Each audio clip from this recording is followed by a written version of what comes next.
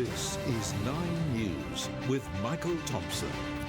Good evening and welcome to Nine's Late News. The Olympics is returning to Australia. Brisbane tonight winning hosting rights to the 2032 Games. The International Olympic Committee confirming the decision after holding a vote in Tokyo.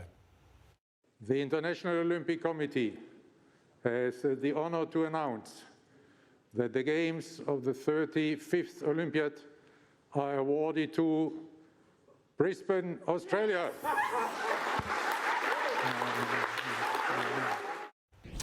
And Nine's Olympics correspondent Damien Ryan is in Tokyo. Damien, this is a milestone moment, not just for Brisbane, but the nation. Yeah, certainly, Tomo. Brisbane's success has meant Australia will join an exclusive club. Few countries can say they've hosted 3 Olympic Games. Now, as to the vote, it wasn't a unanimous decision, but it was overwhelming. Of the 80 IOC delegates who voted, 5 said no, 3 abstained and 72 said yes. Now, the Queensland Premier reminded me of the days of 1993. She jumped in the air just a little bit like the late John Fay when Sydney was handed the Olympic baton. Tonight at a news conference she conceded she was a bit of a high jumper in her day. As for the prize, she insisted it's the start of a golden age for her sports mad state. How beautiful our state is, and we want to welcome people back to Queensland after the pandemic and celebrate in true Queensland style. The young people sitting at home tonight dreaming that impossible dream, but these dreams can come true. So the celebrations are probably continuing in Brisbane. They're certainly continuing here. $5 billion they expect this will cost the Queensland or Australia basically to host these games, which is a huge discount, a bargain basement price considering here in Japan hosting a pandemic. During a pandemic, the Olympics in pandemic, $20 billion. They've lost $1 billion already because of no one's going to be able to go into the crowds and no stands, empty stands. So, you know, for Australia, Brisbane, it's the starting gun certainly has been fired. There's now 11 years for Brisbane to hit the finish line. Tomo? The countdown begins. Damo, thank you. And back in Brisbane, a city celebrating tonight. These are just some of the pictures. Fireworks filling the sky above the Brisbane River. Colourful scenes spilling out on the Gold Coast too. Queenslanders gathering in their thousands to watch the moment. Natasha Kramer is in Brisbane. Natasha, what's the reaction been there? Oh, it's been absolutely amazing, Tomo. There was thousands of people down here at South Bank, and it was just one location where that announcement was live streamed.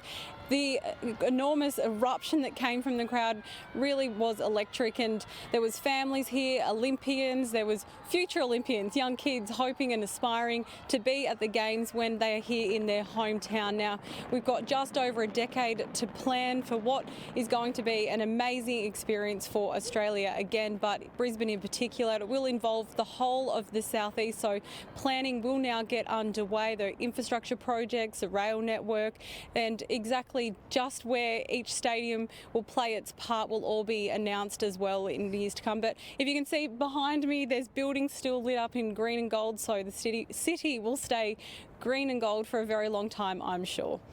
A historic day, Natasha. Thank you. Australia's women's football Olympic campaign is underway tonight in Japan. The Matildas leading New Zealand at halftime 2-0.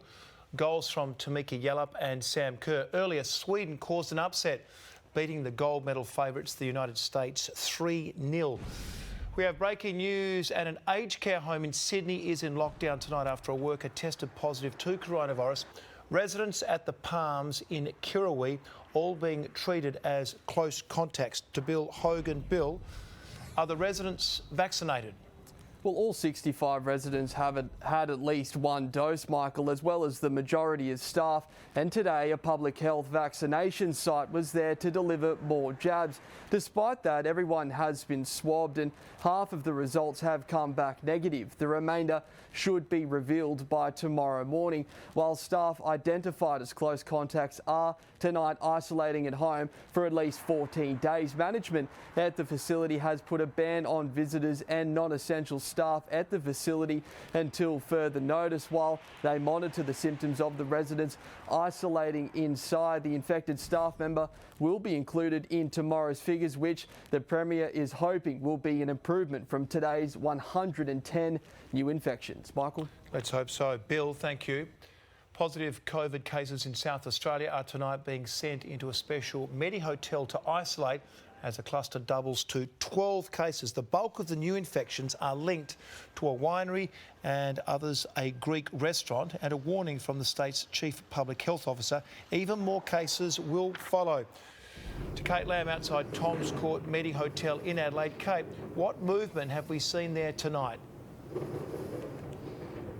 Michael, this is our state's dedicated facility for COVID-positive patients, and with this cluster doubling in a day, we've had the latest 6 cases moving in here tonight to quarantine. We know that 5 of them picked up this virus at the Tenerife Creek Winery, which is now the second super spreader site in this growing cluster. There are now more than 50 exposure sites, including a large school, which is where an infected man worked on Monday, meaning more than 1,200 students as well as their families are now needing to quarantine and get tested. Now that, of course, will put even more pressure on our testing clinics, which have already been overrun. We've already got nurses, GPs, as well as the Defence Force called in to try and help that. But other than that, Adelaide has been largely a ghost town. South Australians are obviously now in lockdown. We've only had one woman so far arrested for failing to comply with a direction because she wasn't wearing a mask in a supermarket, which is now mandatory. But the majority of other people are doing the right thing, which is great news because authorities say